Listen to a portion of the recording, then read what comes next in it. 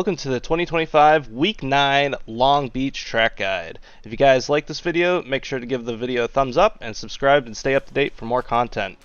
Alright, let's get straight into this week's track conditions. This week, you're going to get a little bit of sunrise in the eyes with a 6:40 a.m. start time. Air temps are going to be right around 19 degrees Celsius or 66 degrees Fahrenheit. Track temps will range anywhere from 19 to 23 degrees Celsius or 66 to 73 degrees Fahrenheit. So expect the track to be very grippy, especially since there's no chance of rain in either the fixed or open divisions this week. Now it's time for Sugar Hill Tips of the Week. Tip 1, practice your qualifying this week. Passing is very tough here, so qualifying is even more important than any other week. So definitely get that in. A good place to do that is probably the Time Attack hosted by GridFinder this week. It is in much tougher conditions because there's going to be a lot more marbles on the track, as well as the track's going to be 39 degrees Celsius, which is very hot. So it's going to be very slippery, slidey, but it'll be good prep for your IMSA qualifying when you actually have a lot more grip and a little bit more confidence in your car. All right. Tip 2 is going to be practice your pit entry. Pit entry here at Long Beach is a little awkward, especially when you have a lot of cars backed up behind you. So make sure to get that practice in for that, as well as making sure to stay behind the commitment line at the end of the pit exit. Last thing that you want to do is avoid any penalties that you might get, as well as just losing overall time on your in and out lap. Tip 3, just be patient. The GT3 cars aren't that much slower than the LMP2s in a lot of the corners, so just sometimes just slot in and just wait for the right moment where the car is actually a lot faster than the GT3s. You're better off doing that than trying to force something and either crash or just slow it up, the both of you. Alright, let's get on with this week's track guide. Moving down to turn 1, you just want to keep it to the right hand side of the track as much as possible. Try to keep it as close to that wall without shaving off any paint.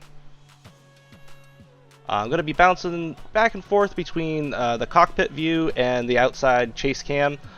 This is just so you can get the same braking references that possibly I use and just help you out in your next race. Here in the cockpit view, I start braking just as I approach this last tree on the right hand side. It's in between the 400 and 300 meter board. As soon as that starts to enter the right hand side of my windscreen, that's when I start applying the brakes. Start braking about 90% and downshift to second gear by the apex. Making sure to use all the curb here at the apex without taking any of the white curb bumps on the left hand side, and letting it run wide just past the Acura tire wall on the right hand side, and keeping it to the right hand side all the way down to turn 3 and 4. I start braking here just as I get alongside this Firestone sign on the right hand side. This is usually a good braking marker for turn 2. I brake about 65 to 70%, making sure to brake in a straight line to avoid any lockups, and then I like to downshift to first and keep it to the right hand side, hugging the grass. Making sure to accelerate out and get as close to that exit wall as much as possible. Moving down to turn 4, I like to keep the car to the left hand side of the track as much as possible, then start braking about 40% as I approach these banners on the left hand side, and downshifting to second by the apex. It's about 40%, you don't need too much brake, it's really just to get the rotation in the car. Make sure to use a little bit of curb there at the apex, and then start going down to turn 5. Turn 5 here has kind of a weird braking marker. Moving into cockpit view, you can kind of see my braking marker, which is the Shoreline Drive street sign. As soon as that passes by into the A-pillar, that's when I start braking. Braking here is a little bit early, but it allows you to get your speed down and allows you to apply the throttle a little bit more aggressive on exit and carry a lot more speed coming out of this corner, especially on the off-camber track. At the apex, make sure to use just a little bit of the outside rumbles, and just cut the corner as much as you can. Make sure to not hit that Acura tire barrier and let it run all the way out to the wall here. Moving on to turn 6. Your braking marker is just before the 200 meter board, or really that green marker on the right hand side. It's about 85% pressure, and then just downshift to our favorite gear, which is second this week. Make sure to get as close to this wall as possible without shaving off any paint, and letting it arc out of turn 7, and just keep all your speed going down into turn 8. Turn 8 here, you want to keep it to the left hand side of the track as much as possible. Start braking about 60% just under the 200 meter board, and then downshift to second. Your goal here is to hit a slightly later apex, so you can carry more speed down the backstretch, as well as so you don't hit that Motul tire barrier on exit. Just after apex, you just want to let this run all the way down to the wall, and then just hold it wide open all the way down to turn 9.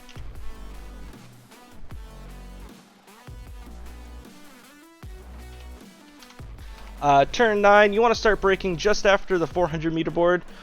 This is about 85% pressure. You can push this down to the 300 meter board, but I find that the track's very bumpy here, and pushing it all the way down to the 300 meter board, even though you can do it, just the car's upset and you have a high chance of locking up. At the apex of turn 9, you want to make sure to just use all the curb here, as well as some of the rumbles, and keep it in second gear and let it run all the way out to the wall, while also trying to keep it to the right hand side to prep for turn 10. Turn 10 up here is a double apex, so you want to straighten out your car just before you hit the Firestone bridge. Just under the Firestone bridge, you want to start trail braking just about 5%, maybe even a little less. And just after the first apex, I like to downshift to first and then apply about 50% throttle. For the second apex of turn 10, you want to just keep it to the left hand side so you can prep for turn 11. Make sure to apply about 50% brake, and try to brake as much as you can in a straight line without carrying too much brake pressure into the hairpin, or you're just going to lock up your fronts and it's going to just push wide. Try to get down to the right hand side hairpin wall as much as you can, and apply well over 180% steering angle, and then just unravel it as soon as you start applying the throttle out of turn 11. Now it's time for the pit strategy part of the video. For pit entry, it's just after the hairpin. You want to keep it to the left hand side and try to make a big large arc in and carry as much speed all the way down into pit entry and slow down right before the yellow commitment cones. On pit exit, you want to keep it to the right hand side of the blue line, floor it all the way down to the 200 meter board, then get on the brakes, making sure to turn left right after the blue commitment line on exit. For this week pit stop, you'll need approximately 6 minutes worth of fuel. That'll end up being 9 liters or 2.37 gallons. You'll catch the GT3 field right around lap 14 or 15. I'd advise try to pit at lap 14, try to avoid a lot of that traffic, and try to just gain track position by any means necessary. If you guys got to this part of the video, really appreciate it. Make sure to like, comment, and subscribe.